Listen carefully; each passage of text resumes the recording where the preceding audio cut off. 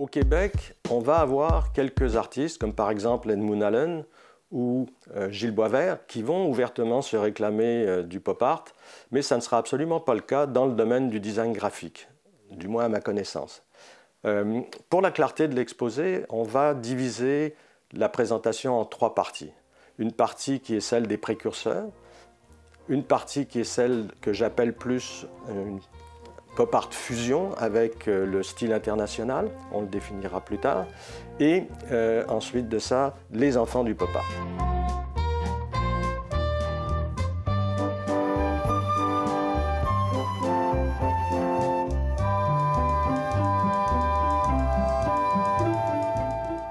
Quand on parle des précurseurs, on parle de quelques designers graphiques qui sont en général des modernistes, des designers qui sont beaucoup plus libres dans leur style que les canons de l'époque, des designers qui travaillent avec des couleurs vives, avec des nouvelles typographies. Il faut voir qu'à l'époque, le paysage publicitaire est extrêmement conservateur au Québec. Ce sont en général des publicités sans grand intérêt graphique qui collent vraiment à la photographie, même si elles sont redessinées, qui sont extrêmement narratives, toujours figuratives. Les précurseurs vont amener des éléments nouveaux, notamment des éléments d'abstraction, des éléments qui introduisent certains aspects du cubisme, comme par exemple dans une très belle couverture d'un magazine d'affaires de Gérard Caron, ou les travaux graphiques de quelqu'un comme Henry Eveley, qui est un personnage très important, même s'il est méconnu, qui va d'ailleurs être le premier directeur de ce qui deviendra le programme de design graphique à l'Université du Québec à Montréal.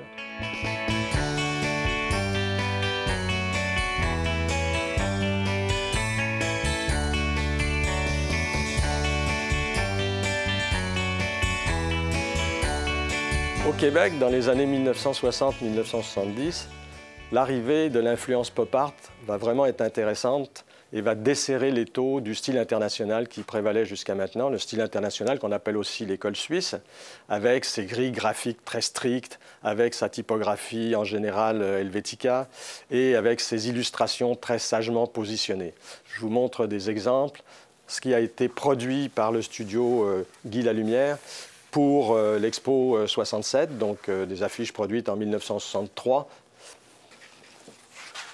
sur lesquels on voit très bien le positionnement de la typo, de l'illustration, quelque chose où vraiment on a assez peu de liberté dans la composition.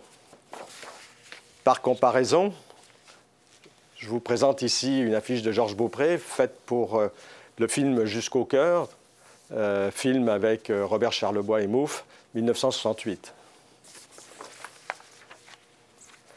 Affiche très intéressante aussi, l'affiche du film X13 qui a été fait à partir du fameux roman populaire. Donc on est en plein dans le pop art. Une affiche de Pierre Fontaine sur un texte de Jacques Godbout. On a aussi quelques individus comme par exemple Vittorio Fiorucci, qui est connu uniquement sous son nom de Vittorio, qui va lui être un parfait autodidacte et qui va intégrer des préceptes du monde pop art et qui va produire des affiches, dans certains cas, comme par exemple ici, pour une exposition tout à fait fantasmée, il est très porté sur la chose, il s'invente sa propre exposition d'art pornographique et il produit une affiche, comme on la voit ici, assez amusante, où on voit aussi ses origines italiennes, on voit le gendarme avec sa moustache. Plus sérieux, parti politique municipal sur la scène montréalaise, le FRAPP, un parti assez radical de gauche, qui va lui aussi intégrer les principes de couleurs vives pour attirer l'attention qui viennent directement du pop art.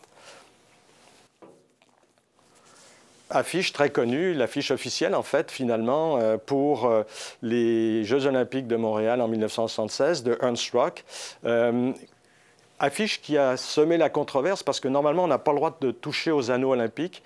Et ici, on voit bien que Ernst Rock s'est amusé avec des principes du pop art à faire vibrer comme ça, avec des couleurs vives, ces anneaux olympiques.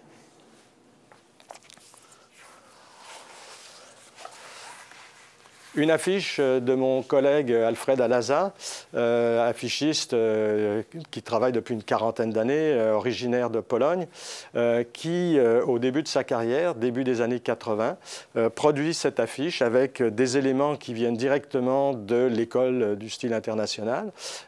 Et à côté de ça, un dessin beaucoup plus libre avec des couleurs vives et aussi un clin d'œil, si on regarde la trame, clin d'œil évident à Roy Lichtenstein.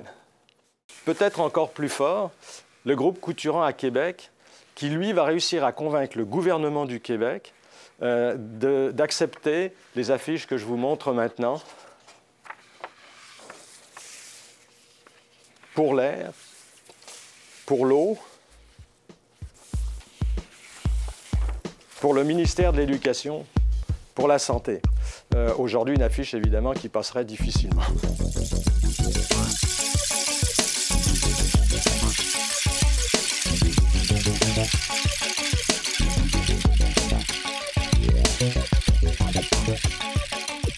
Depuis une vingtaine d'années, avec le retour de la mode des années 60, évidemment, le pop art a fait des enfants au Québec dans le domaine du graphisme. Il y a vraiment deux artistes que j'aime beaucoup, Chloé Loum et Yannick Desormeaux, qui ont constitué le groupe Série Pop. Je vous montre quelques exemples de leurs affiches. Une affiche pour une exposition de leurs travaux début 2000 et une autre pour le musée du mauvais goût.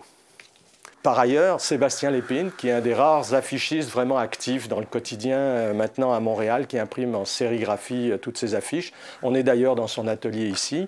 Des affiches du début des années 2010 qui montrent clairement ces clins d'œil au pop art, qui est une influence qui continue à intégrer dans son travail.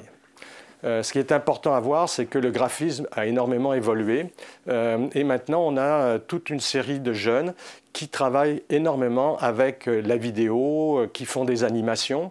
Et là, j'aimerais évidemment parler de gens comme 288 qui ont fait dernièrement des clips absolument fantastiques pour le groupe hip-hop des Dead Obies. Et d'autre part, un autre groupe, Champagne Club Sandwich, qui a fait le grand spectacle Robert Charlebois, Charlebois Scope, pour fêter les 75 ans de Robert Charlebois. Je pense que le pop art est là pour durer. C'est vraiment un apport de liberté, de couleur. Les jeunes graphistes, évidemment, s'en emparent les uns après les autres. Je pense que ça parle aussi au grand public. Et pourquoi s'en passer ?